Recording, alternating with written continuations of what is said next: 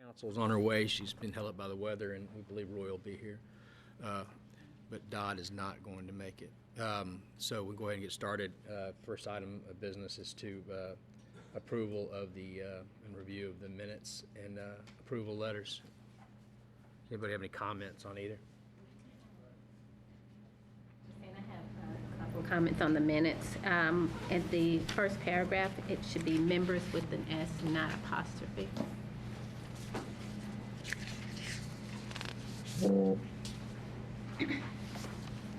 Lost my notes. It says the Stormwater Management Committee member, and with the apostrophe, it should be members. I think it's in 2 Yeah. locations. And You said it's in 2 locations? yes. Yep, in the same paragraph, okay.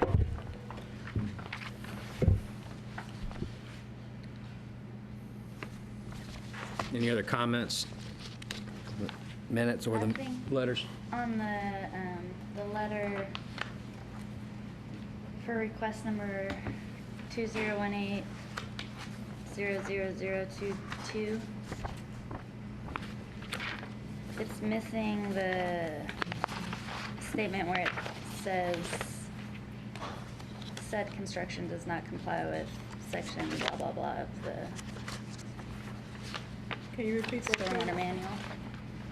It's missing the paragraph where it says said construction does not comply with whatever section of the stormwater manual.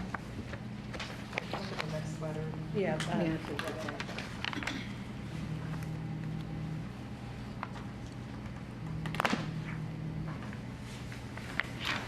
So they're asking for 2 variances there, so it could be that there's 2 of those said construction paragraphs, And or should be. It should.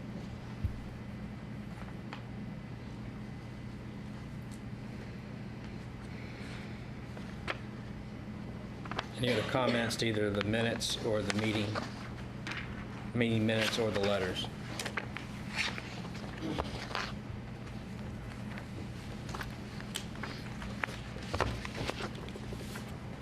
That said, I'll make a motion to approve both the meeting minutes and the letters, conditioned upon the modifications mentioned by the 2 members of the board. One being that the apostrophe be taken out of the members in the 2 places in the paragraph of the first paragraph of the minutes, and then approval letter for variance request 2018-00022. There should be most likely 2 of the paragraphs that describes the actual violation or the citing the provision that has to be granted a variance from. I'll second. So got a motion and a second to approve the minutes and the letters with those 2 conditions. Any discussion? Seeing none, we'll vote. All in favor of such approval? Aye. aye. Chairman, I abstain. I wasn't here last month. All right, thank you. Ms. Stokes abstains from the vote.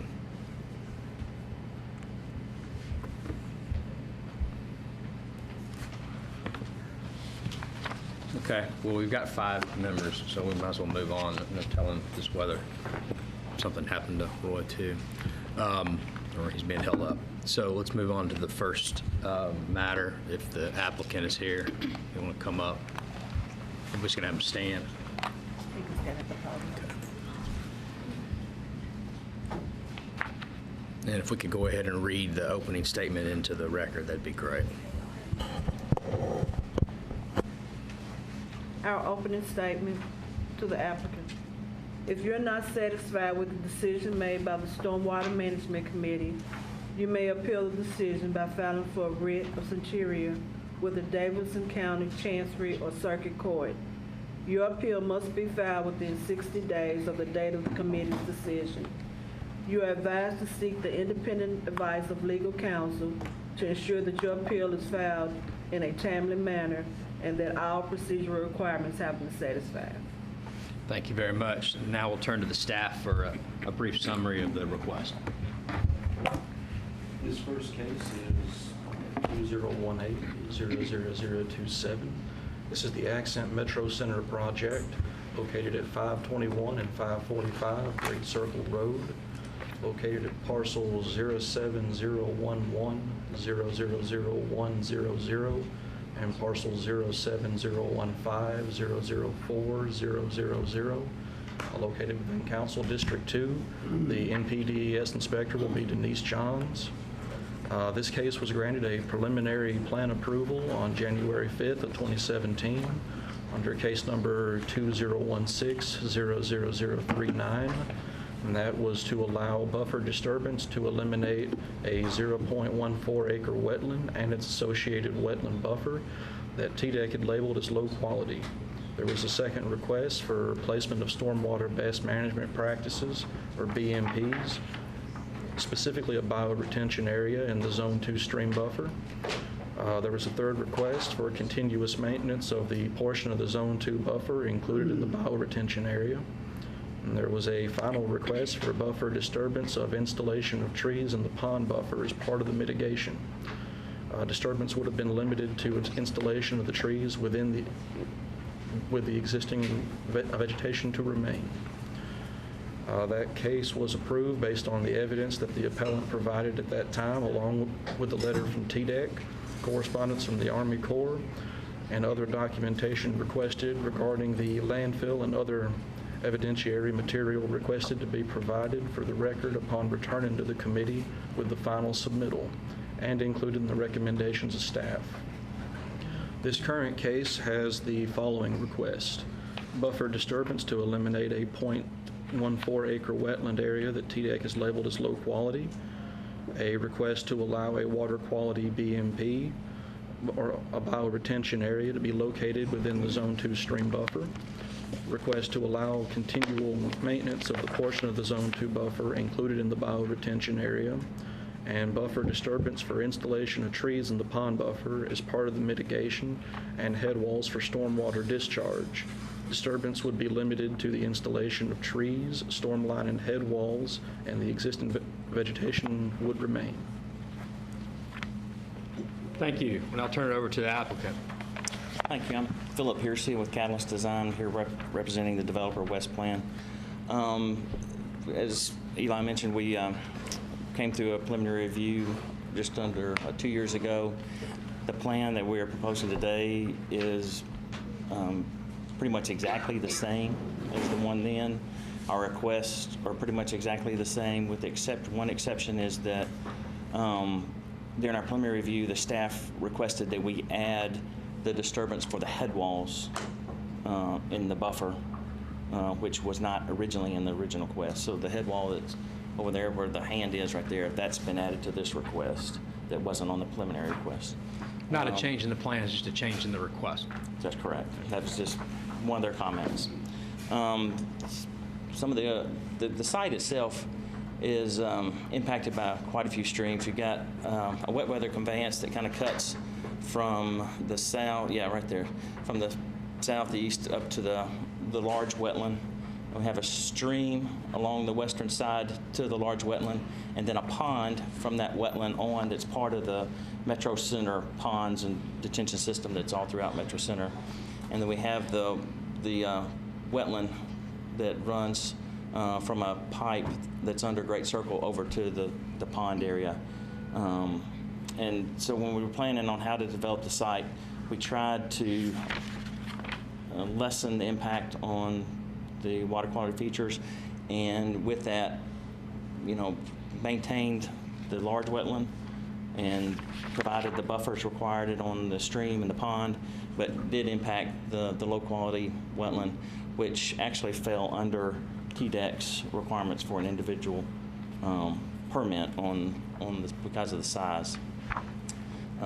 Since that time, we've obtained the permit from TDEC, and I think one of the items that the board had requested before is verification that the state considered it a low impact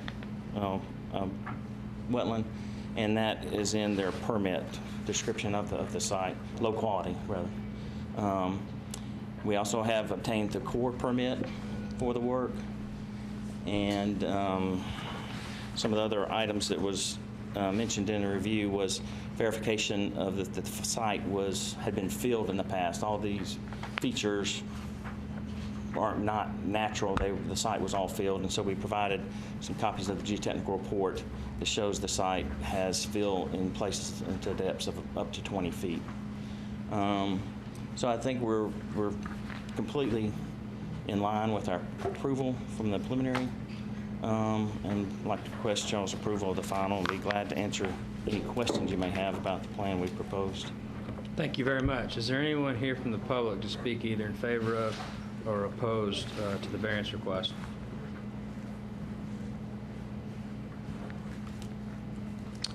Seeing none, we'll turn it over to the committee for discussion.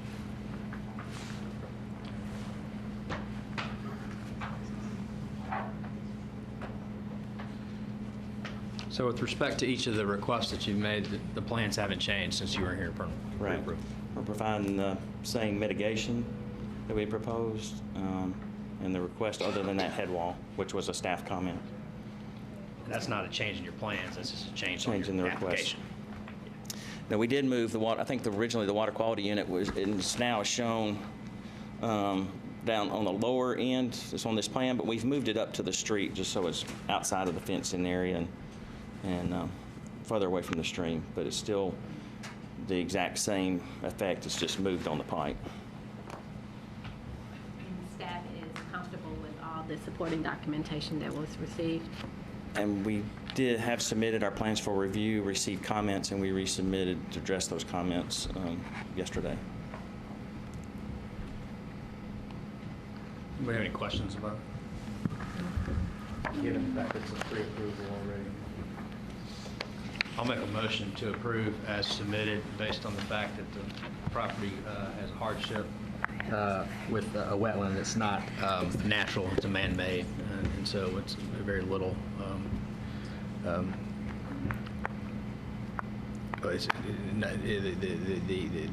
elimination would be not very detrimental to the property. So that's the motion.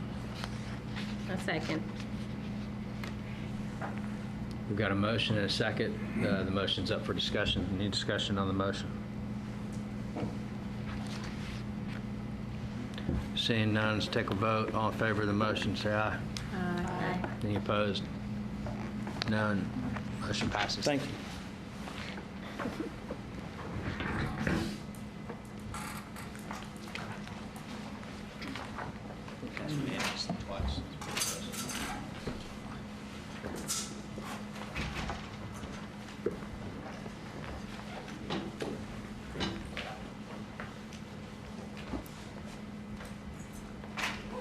Okay, let's move to the second matter. If the applicant is here, if you please come up to the podium.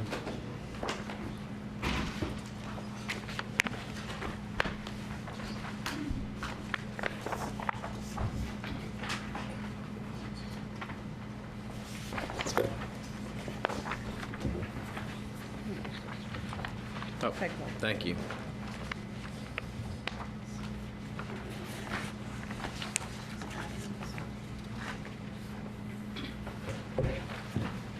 I got it.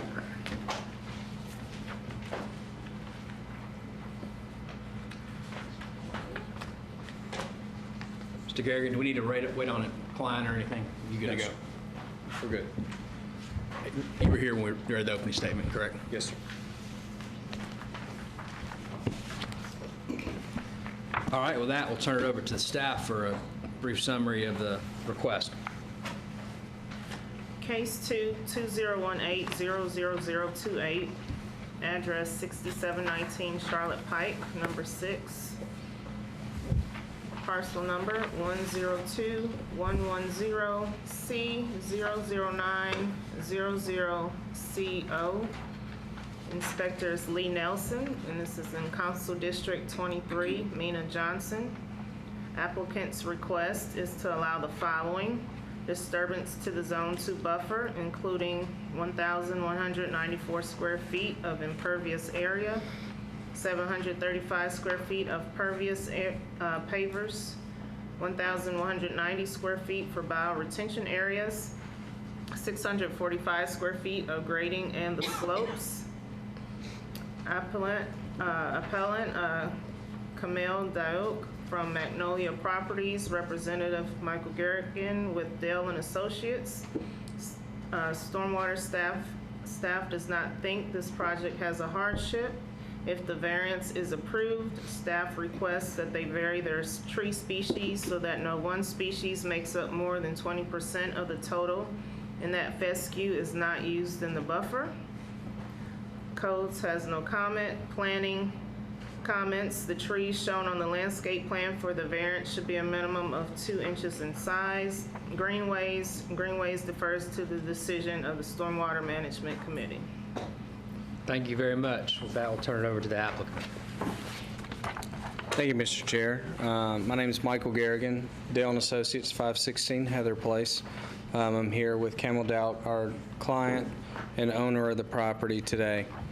To let you know a little bit of how we got here, this was a project that began probably about 1.5 years ago, and we went through Council Lady Mina Johnson's district for a specific plan, and we had within that process probably about 3 community meetings, maybe even 4, some little coffees here and there. So it was a very well attended, very well inputted community process that got to the point that the council adopted this specific plan as it is shown.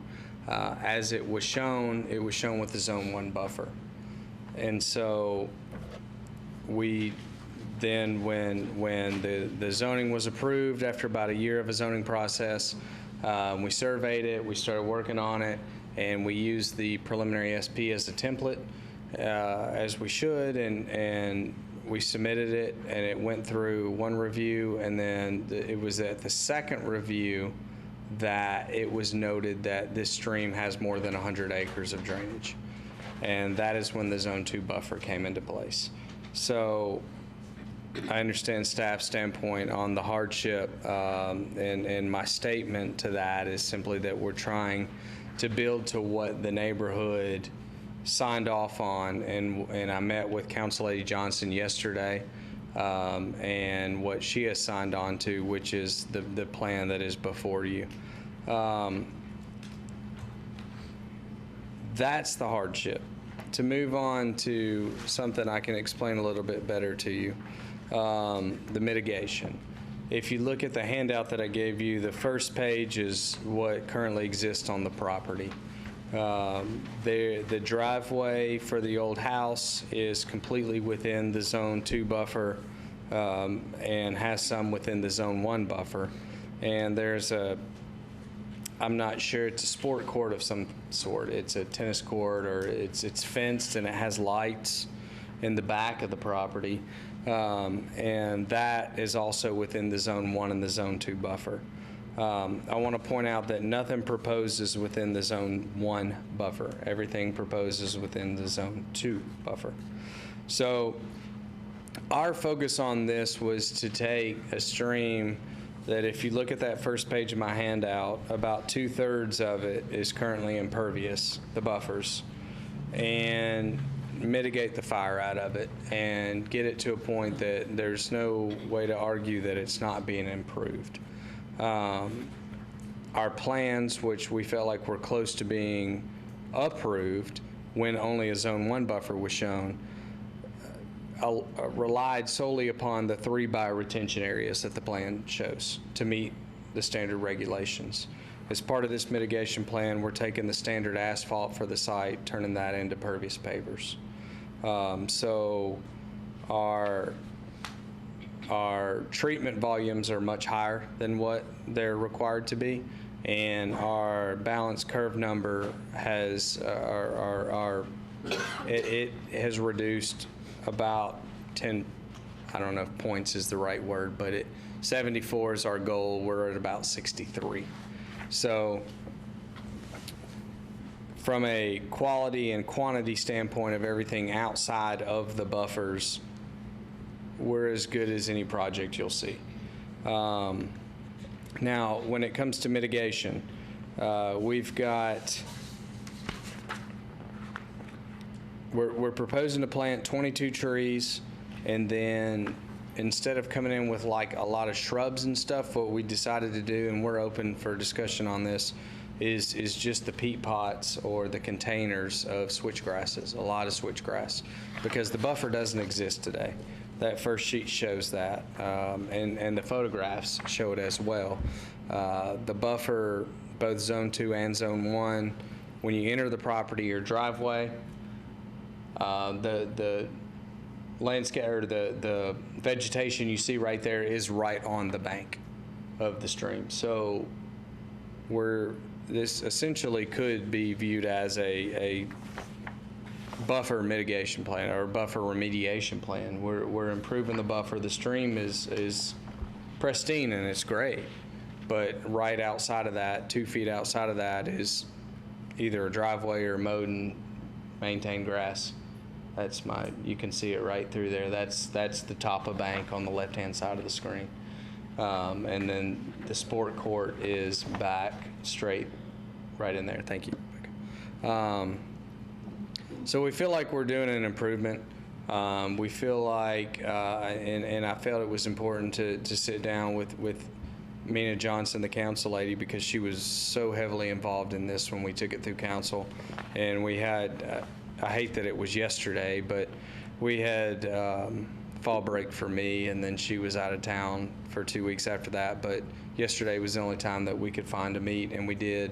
And she is fully in support of this because she feels like it is meeting what we went through months and months of meetings to get to a point that this is a highly involved area, and she feels like well, obviously because she approved the SP, but we got to a point that everybody was happy, and it turned out that the stream does have more than 100 acres, therefore it does have a Zone 2 buffer, and that's why we're here today.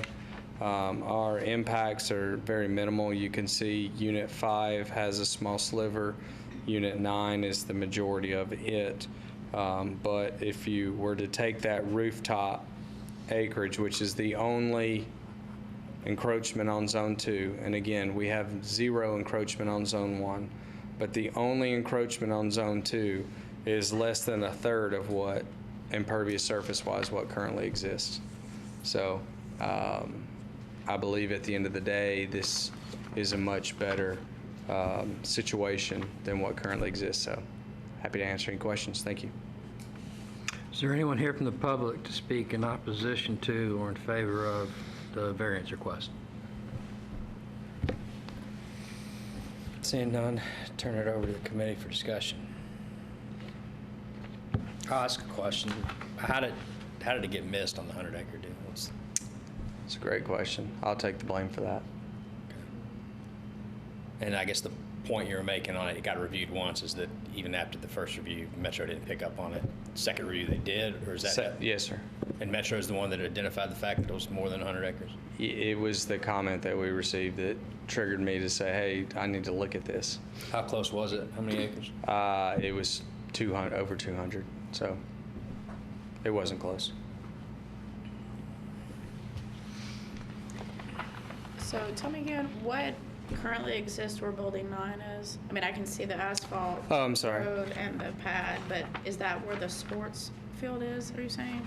No, ma'am. Unit 9 is primarily the driveway right now. The sport, I guess it's a tennis court. It's odd when you get out there because it's obviously hasn't been used in years, but it's fenced in. It's got a nice fence around it, and it's got light poles around it. So I assumed it was a tennis court of some sort back in the day, but it's back in the back closer to units 10 and 11. Did you consider not including Building 9? Consider Taking out Building 9 in the plan going forward? it has been considered, but quite frankly, it's the budget's so tight that we would have to look at a complete redesign, and that would then trigger adjusting units 10 and 11, which is not what the neighborhood wants. And it's, without it getting too deep into the weeds, it would be complicated. It would get very, very complicated. if not impossible. Why would it affect Unit 10 and 11 if you took out 9? Because Unit 10 and 11, we agreed to do at 2 stories. Because they're kind of a transition back into the neighborhood. And if we had to make them narrower to make up for unit, I mean, financially speaking, if we lost a unit, the project's dead. I mean, I know that's not something you can consider, but that's where we're at. And if we had to pick up a unit, obviously 10 and 11, you can see their footprints are much larger. They could get smaller, but in order to get smaller, they'd have to get taller, and that's not what we're balancing the neighborhood's requests with this. If that's sufficient, I'm sorry. No, that's it. These are condominiums? They would be HPRs, yes. What's the square footage of these units? May I ask my client? 2,400.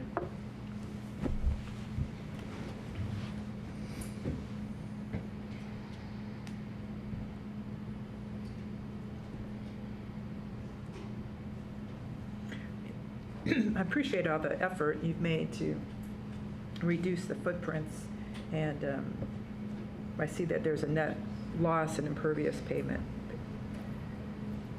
but at the same time, just feels like that number 9 is complete smack into the middle of it, and trying to figure out. And I would say that it is in the middle of the zone 2. It is not within the zone 1. So it's actually about 32 to 33 feet from the actual bank of the stream. Unit number, the closest point of unit number 9 is.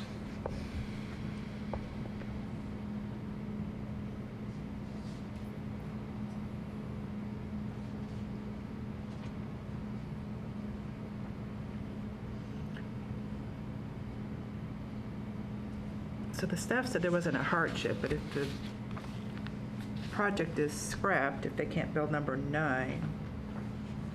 That would not be a consideration in terms of the kind of hardship that you all are looking for. The financial impact on the project is not something that you can take into consideration in making a finding of whether or not there is an exceptional hardship. That is the actual language in the provisions, both in the regulations and in your regulations. The concept of a hardship is understood to mean a maybe not unique, but at least exceptional feature of the property, a physical feature or topographical feature that makes it essentially impossible to develop but for a variance. Staff just articulate again why you do not consider this project to be a hardship.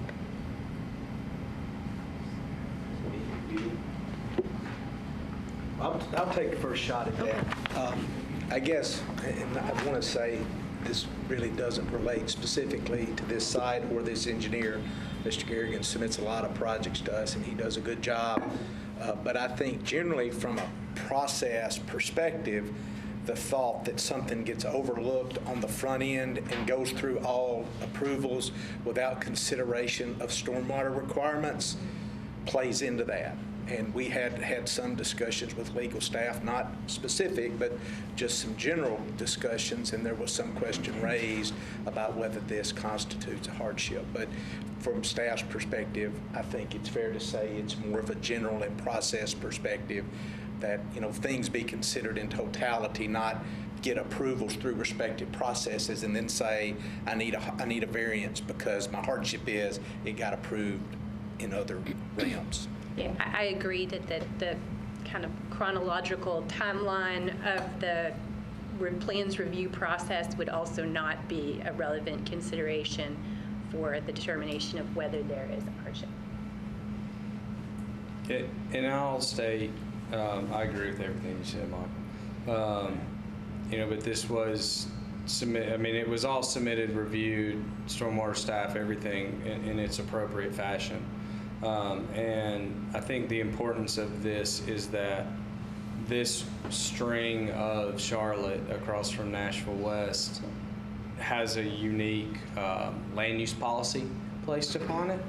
And so we're kind of the bookend of it.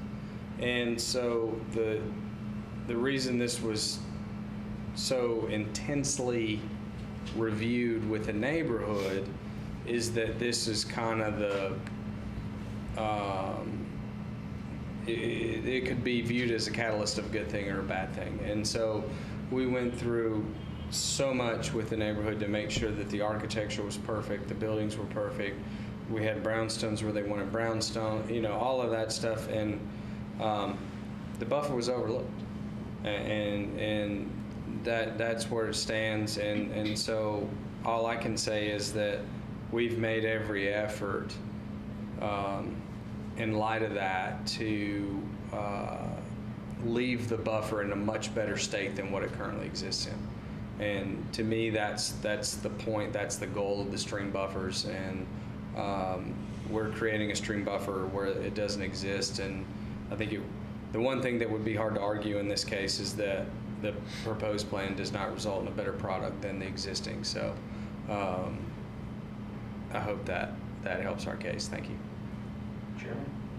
Yes, sir. I'm not sure if it's a discussion for the committee or not, or maybe it is, but if we are at this point, if it gets an upvote or downvote, I guess the first thing that we would be doing is, we've already discussed with the applicant a little bit about how the vesting law would apply to this. So we would have to probably go back and look to see what was approved, and we'd have to talk to our legal aid to see if vesting has anything to do with this plan. And like I said, I don't want to put our legal on the spot now, but that would be a question that we'd probably have to answer sometime in the future. Well, what was actually approved? Very good question, and I wish I could tell you. Well, I mean, what process did it go through? I guess it goes through 2 reviews typically, so. Well, before it would get to us, if this is a SP, I'm assuming it probably went through the preliminary SP process through planning. And if it did, we'd have to go back and double check to see what was approved. And So Stormwater would have given not sent an approval letter, but would have given planning approval that this is going to pass muster on our side. probably. Correct. And that's what happened, and you got approval for this layout? Yes, sir. This is, if you click on the council bill online, this would be the layout that pops up. How does that differ from Metro's position legally, from a legal perspective? So I would say that the application of that statute is not a consideration for this committee, that your job is to determine whether a variance is appropriate by making a prerequisite finding of whether or not there is a hardship, and we will deal with the consequences of the application of the statute. So my take on what you just said is that we're supposed to just look at the question in front of us, and to the extent there's some legal ramification, then Metro has to do that through legal. Right.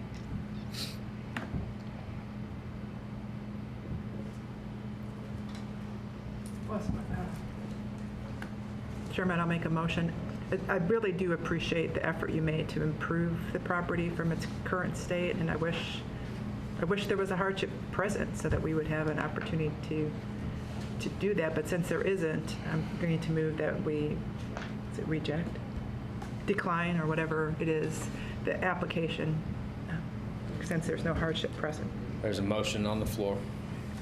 A second. There's a second on the motion. Let's open it up for discussion. That's 2 out of the 5. Everybody here knows you submit great stuff. And this is definitely an improvement to the property, but I unfortunately fall in the same boat with the hardship issue. I don't think that I have the authority really to approve it, and so my vote would end up being with decline. Sorry. Same here. May I ask for a deferral?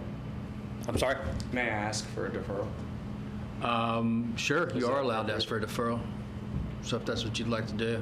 Yeah, well, obviously. We should Okay. probably go ahead and do a motion for that. All right, we just table the existing motion? You could withdraw the existing motion. I'll withdraw my motion. Okay. The motion's been, Oh, I withdraw my second. so the motion to decline's been withdrawn. I'll make a motion to defer this, how many? 30 or just want 60? You want to do 30 now and you can move it later? Consult with staff, just to see how would a resubmittal work timing-wise for everybody? I mean, if I said 1 month and I were to get something revised within 1 week, is that sufficient, or? They've been a request for only one meeting before, so it gets a little tight, but we can do it. And I'll go ahead and spoil one of my other items of business is we only have 3 cases for next time. So 30 days? Essentially, yeah. Yes, All right, I'll make a motion that we defer this matter for 30 days upon the request of the applicant. A second? I'll second. All right, any discussion on the deferral motion? Seeing none, let's vote. All in favor of the deferral, say aye. Aye. Any opposed? Seeing none, passes unanimously. Thank you. Thank you.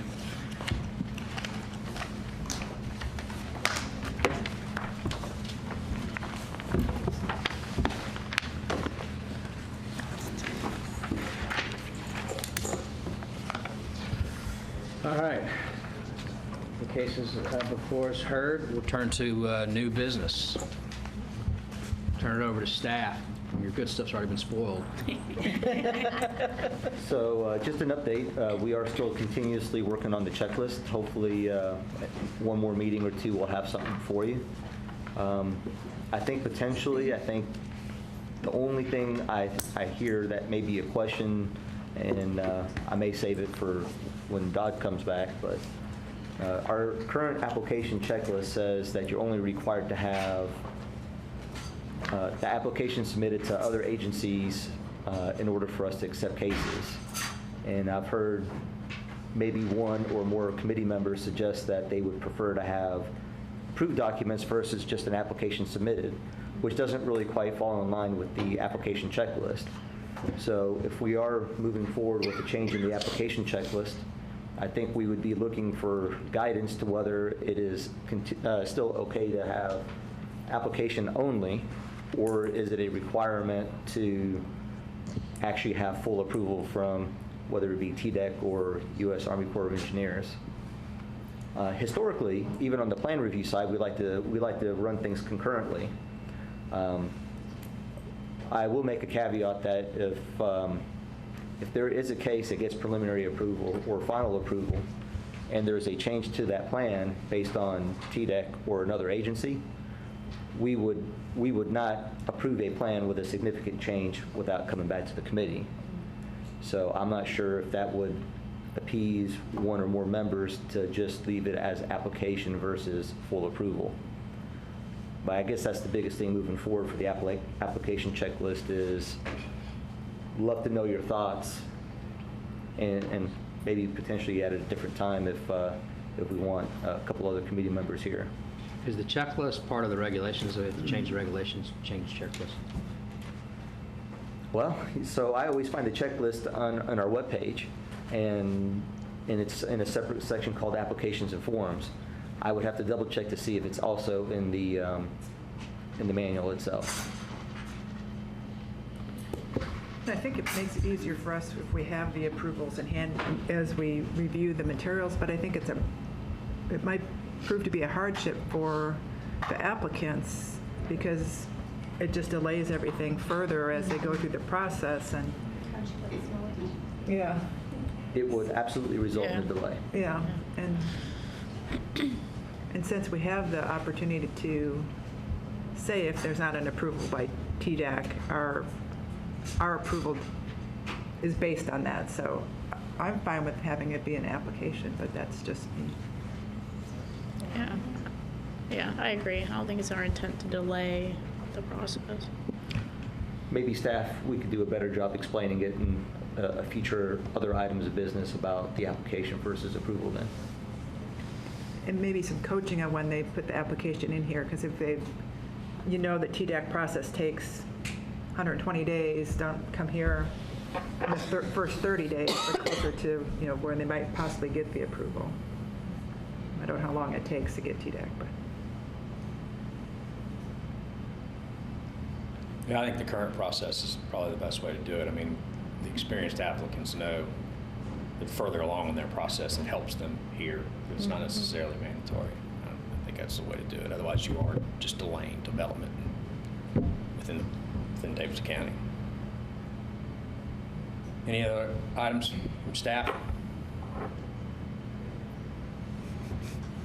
Any other items on our list? I don't think there are, is there?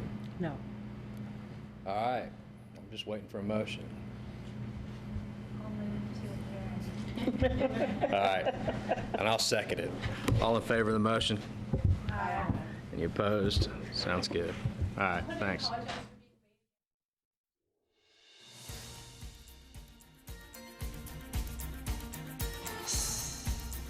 This has been a service of the Metro Nashville Network.